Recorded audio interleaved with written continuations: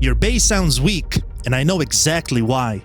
You're focusing on the wrong frequencies, like how I did, but after 7 years of trial and error, I discovered the 3 frequencies that actually matter, and nobody else is talking about them.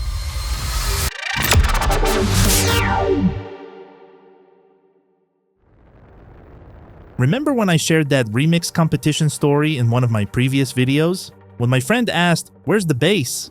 That embarrassment taught me something crucial. Even though I could barely hear the fundamental frequency, it didn't mean that I should have ignored it and that it wasn't an important frequency at all. But here's what took me years to understand. It's not just about the fundamental. There are exactly 3 frequencies that determine whether your bass sounds full or weak. And even big artists don't understand this. They're all just guessing with their ears. Over years of experimentation, I discovered this pattern. Every bass sound needs perfect balance between 3 specific frequencies: the fundamental, the 2nd octave, and the 5th. That's it. Not 2, not 5, 3. So let me break this down. In the key of G, G1, 49 Hz, is your fundamental. G2, 98 Hz, is the octave above your fundamental. D3, 147 Hz, is the 5th above the 2nd octave, 7 semitones above G2. Most producers don't even consider D3 part of the sub-frequencies. They throw it in with the low mids, but that's wrong. It belongs with your subs and provides crucial support to the fundamental and octave and helps to dictate the characteristics of your bass sound. Now here's the science. These 3 frequencies are the first harmonics in the natural harmonic series. When anything vibrates, it creates these exact overtones first. Fundamental at 1x frequency, octave at 2x, 5th at 3x. Simple mathematical ratios. No other harmonics exist between them because physics doesn't work that way. This isn't random, this is physics. And once I understood this pattern, everything clicked. The formula works for every key. F has F1, F2, and C3. Same pattern, different notes. So here's my exact process. I load Pro Q3 on my bass channel and create 3 points, 1 for each frequency. I set them at 0 dB gain with a Q factor of 10, right on the exact frequencies. So for G bass, points at 49 Hz, 98 Hz, and 147 Hz. Then I use MV meter 2 after the EQ. Here's what you do. You solo each frequency point in Pro Q3 one at a time. This isolates each frequency so MV meter 2 shows me the exact dB level. No guessing, just pure measurement.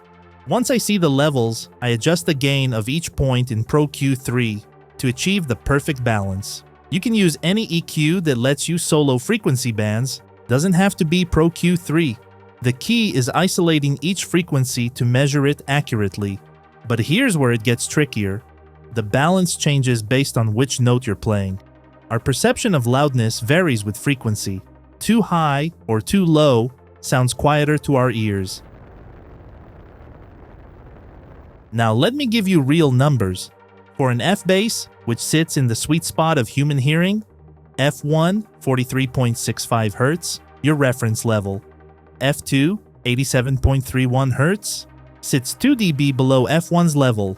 C3, 130.81 Hz, sits 6.5 dB below F1's level.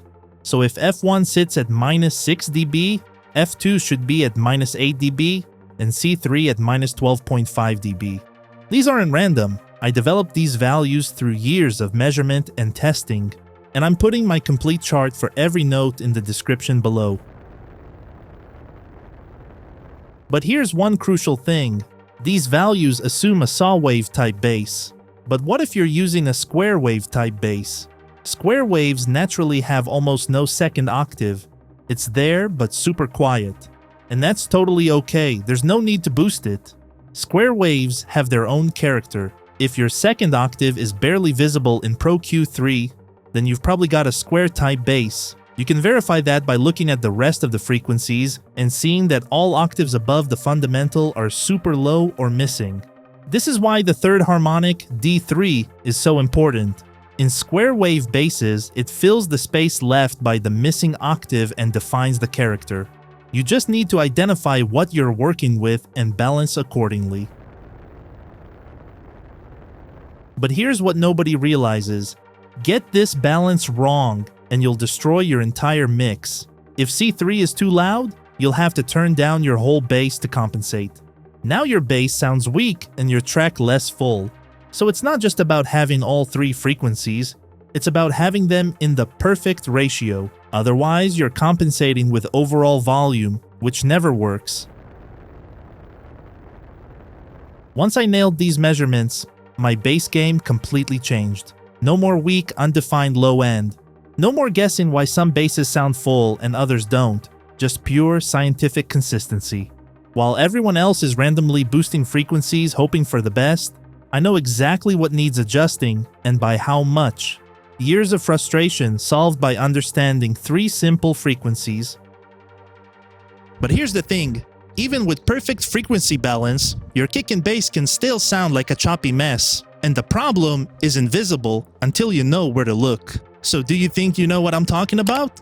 Because next time I'm revealing the #1 problem even big artists missed for years and exactly how to fix it.